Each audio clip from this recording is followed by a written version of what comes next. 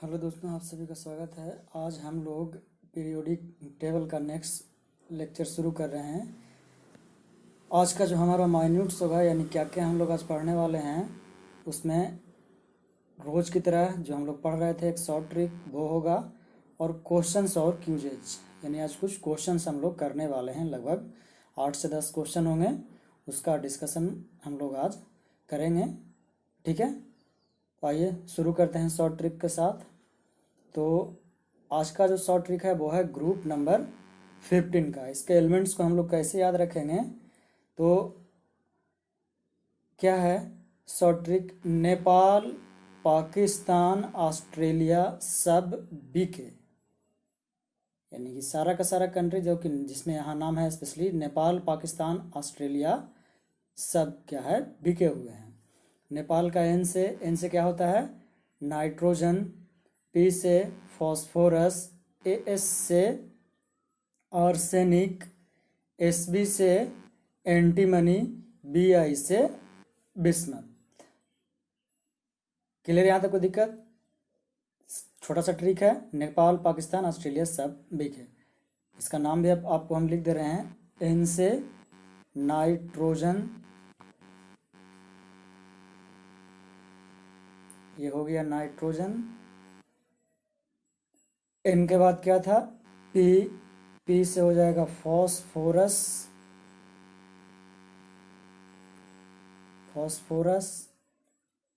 A S arsenic,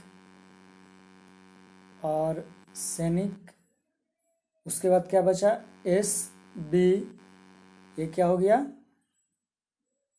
antimony, इसको हम लोग क्या पढ़ते हैं एंटीमोनी। और एक जो बच गया वो बच गया बी आई, इसका क्या हो जाएगा बी आई से बिस्मथ। क्लियर है? बहुत ही आसान तरीका है आराम से याद करने का।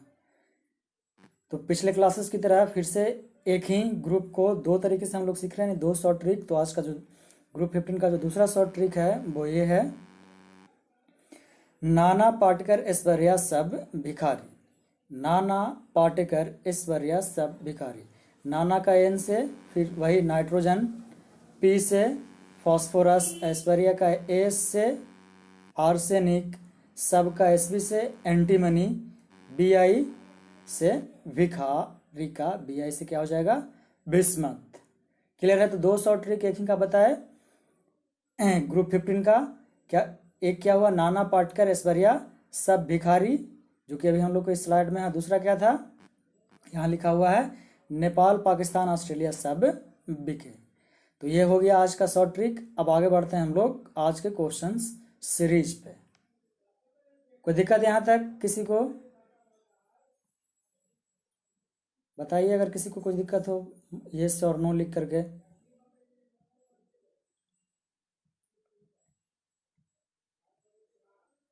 ठीक है, तो आज के क्वेश्चन सीरीज हम लोग शुरू कर रहे हैं। पहला क्वेश्चन ये रहा, how many periods and group are present in the periodic table. यानी जो हम लोग एमपीटी मॉडर्न पीरियोडिक टेबल पढ़ रहे हैं उसमें कितने ग्रुप्स और पीरियड्स हैं, यानी पीरियड्स और ग्रुप प्रेजेंट हैं।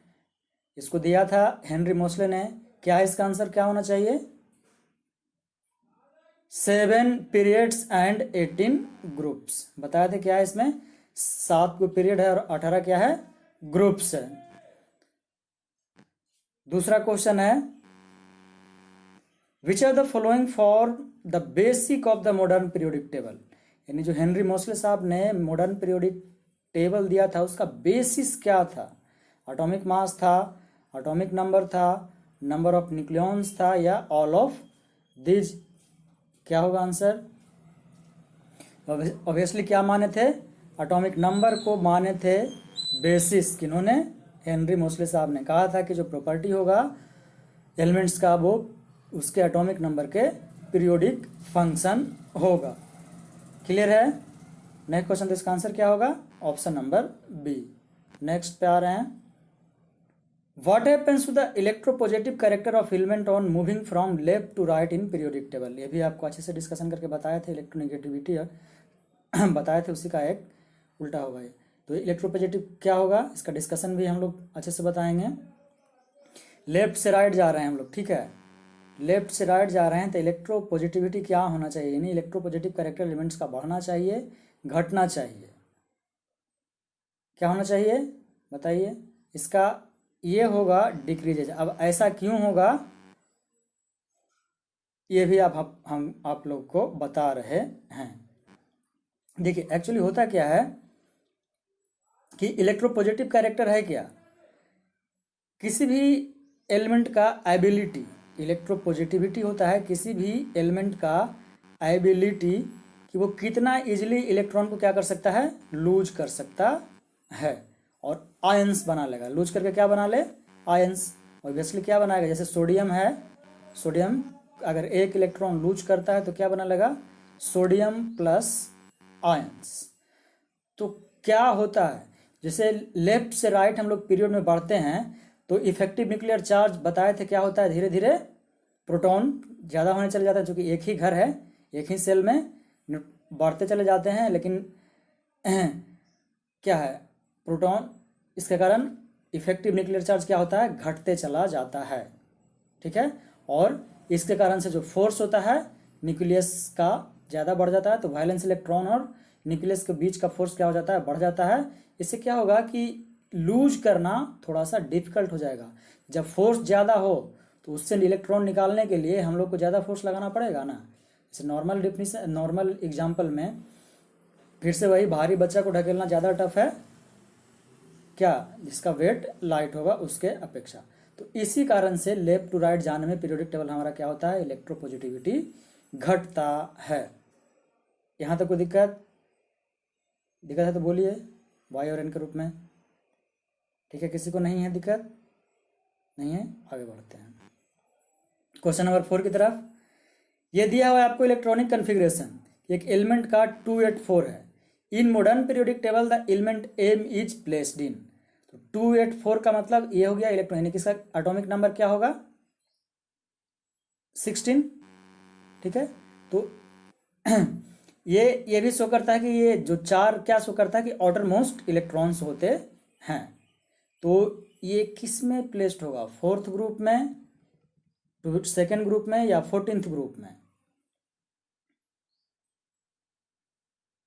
ठीक है। क्या यहाँ क्या हो गया, ये 284 ये 4 क्या शो कर रहा है, वैलेंस इलेक्ट्रॉन। बताया था ना कि ये वैलेंस इलेक्ट्रॉन शो करता है लास्ट सेल में जो एलिमेंट, लास्ट सेल में जो इलेक्ट्रॉन फिल होता है। तो ये क्या हो जाएगा, 14th ग्रुप, किसका हो जाएगा, 14th ग्रुप का एलिमेंट है ये, ठीक है। 284, यहाँ तक कोई दिक्कत। अब आगे बढ़ते हैं अगले क्वेश्चन पे। विच of the following is correct order of the radii, atomic radii का क्या ऑर्डर करेक्ट है, ये बताइए। इसको तो हम लोग बहुत अच्छे से बताए हैं आपको, ऑलमोस्ट सारे क्वेश्चन का डिस्कशन अच्छे से किए हैं और इसका पूरा थ्योरी बता चुके हैं। ये तो बहुत अच्छे से किए हैं एटॉमिक रेडियस के बारे में। बताइए इसका क्या होना चाहिए जब, और क्यों होना चाहिए।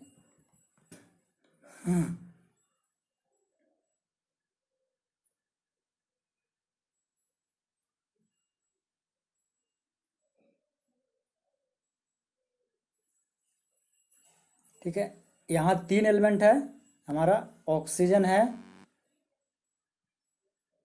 फ्लोरीन है और नाइट्रोजन है।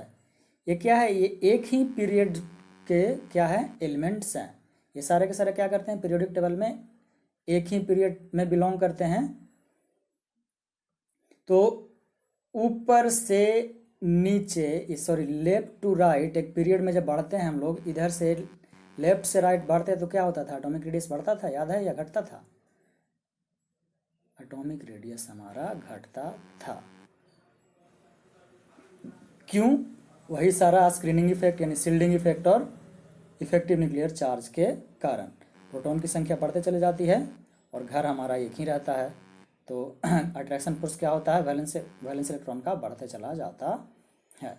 तो इस कारण से जो नाइट्रोजन हमारे यहाँ होगा, इसका सबसे बड़ा होगा क्या, रेडियस। तो हमारा ऑप्शन क्या होना चाहिए, यानी ये दोनों तो ऐसे ही कट जाता है, बी और सी, तो बचे डी और एफ में। तो फ्लोरीन उससे भी छोटा होगा किससे, नाइट्रोजन से, और फ्लोरीन से बड़ा होगा ऑप्शन का, इसलिए आंसर क्या होगा, ऑप्शन नंबर डी। यहाँ तक समझ में आया सबको? उम्मीद है समझ में आया होगा। अब आगे बढ़ते हैं। What is the other name of group 18 element? ये क्वेश्चन बहुत बार बहुत सारे एग्जाम्स में पूछ चुका है, इवन यूपीएससी तक में ये क्वेश्चन पूछ चुका है, बहुत जगह पूछता है, चूंकि बहुत सारे नाम से। किस रूप, क्या जानते हैं, किस नाम से जानते हैं इसको? नोबल गैस के रूप में जानते हैं। इसका आंसर क्या होगा, एक होगा। किस रूप में जानते हैं? Noble gas. इसको नोबल गैस कहते क्यों हैं? इसका सबसे बड़ा आंसर यही था कि ये क्या होता है, इसका जो लास्ट सेल होता है, लास्ट सेल होता है वो फुल्ली फिल्ड होता है, और इस कारण से ये पूरी तरह से अस्टेबल होता है और ये किसी भी रिएक्शन में पार्टिसिपेट नहीं करना चाहता है। इसीलिए इसको इनर्ट गैस भी कहते हैं और नोबल गैस भी कहते हैं। ये क्वेश्चन तो बहुत आसान था। अब आगे बढ़ते हैं। Which of the following is the most reactive element of group 17? Reactivity भी बताए थे, ये चारों का चारों ग्रुप 17 एलिमेंट का है। अब इसका रिएक्टिविटी क्या होगा बताइए तो जरा आप लोग। बहुत बार बहुत इजीली भी बता चुके हैं इसको। इसका जो आपका आंसर होगा वो होगा फ्लोरीन। सबसे ज़्यादा रिएक्टिव एलिमेंट कौन है ग्रुप 17 में? फ्लोरीन। ऐसा क्यों है? देखिए, जैसे ही हम लोग बताए थे ना कि जैसे ही नीचे बढ़ते हैं ग्रुप में, ऊपर से नीचे आते हैं, तो साइज क्या होता है एटम का, बढ़ते चला जाता है। तो फ्लोरीन क्या है, सबसे टॉप मोस्ट है, ग्रुप 17 का सबसे टॉप मोस्ट एलिमेंट। इस कारण से ये कौन सा ग्रुप है, ये 17 का, और इसको क्या दूसरा नाम से जानते हैं, हैलोजन। तो एफ सबसे छोटा एलिमेंट है, तो इस कारण से इसका मैक्सिमम टेंडेंसी होता है क्या, इलेक्ट्रॉन गेन करके क्या करे, ये एक ऑक्टेट बना ले। तो इसी कारण से ये मोस्ट रिएक्टिव एलिमेंट होता है और ये मोस्ट इलेक्ट्रोनेगेटिव एलिमेंट भी होता है। ये भी हम आप लोगों को बता चुके हैं। क्वेश्चन नंबर 8 है, एलिमेंट एक्स फॉर्म से क्लोराइड विथ फॉर्मूला HCl2। अब एक वैल्यू बेस्ड क्वेश्चन है ये कि जो एक एलिमेंट एक्स है किसी से रिएक्ट करके क्या बना ले रही है, HCl2, यानी ये हाइड्रोजन के साथ रिएक्शन करता है। तो क्या होना चाहिए, कौन सा मेटल होना चाहिए, सोडियम, मैग्नीशियम, एल्यूमिनियम या सिलिकॉन? और वो क्या होना चाहिए, सेम ग्रुप का। सबसे बड़ा पॉइंट यहाँ ये लिखा है सेम ग्रुप का।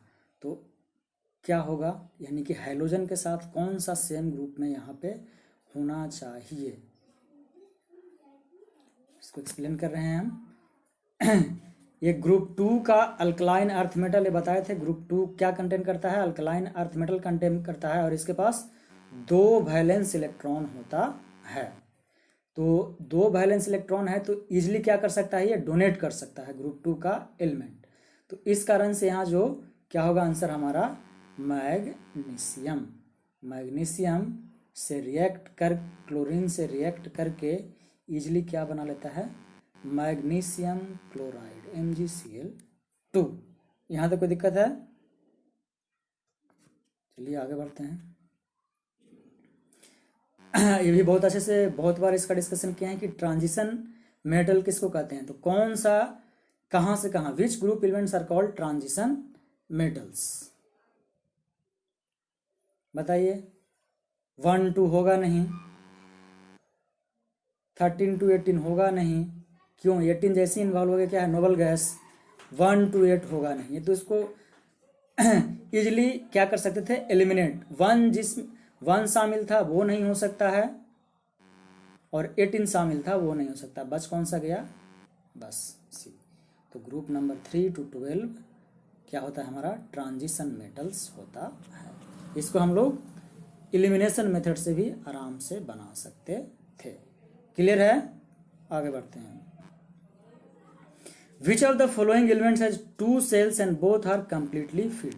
कह रहा है इसमें से कौन सा ऐसा एलिमेंट है जिसके पास मात्र 2 ही सेल है और कंप्लीटली फिल्ड है। ये बहुत आसान है, याद होगा क्या है, कंप्लीटली फिल्ड कौन हो सकता है, यहाँ पे एक इनर्ट गैस ही हो सकता है, और वो कौन है, नियोन है। क्या होता है इसका, के सेल में 2 इलेक्ट्रॉन होता है और एल सेल में 8 इलेक्ट्रॉन होता है। इसको भी एलिमिनेशन से ही बना सकते थे। अगर नोबल गैस हल्का से भी याद हो तो इसलिए इसको बना सकते थे कि जो कंप्लीटली फील्ड सेल सिर्फ और सिर्फ पूरे पीरियोडिक टेबल में किसका है, नोबल गैस का ही है। यहाँ तक कोई दिक्कत, उम्मीद करते हैं यहाँ तक आप लोगों को कोई दिक्कत नहीं होगा। आज का लेक्चर हम लोग यहीं एंड कर रहे हैं। अगर आपको ये अच्छा लगता है तो चैनल को शेयर और सब्सक्राइब करें। आज यहीं समाप्त कर रहे हैं। जय हिंद, जय भारत।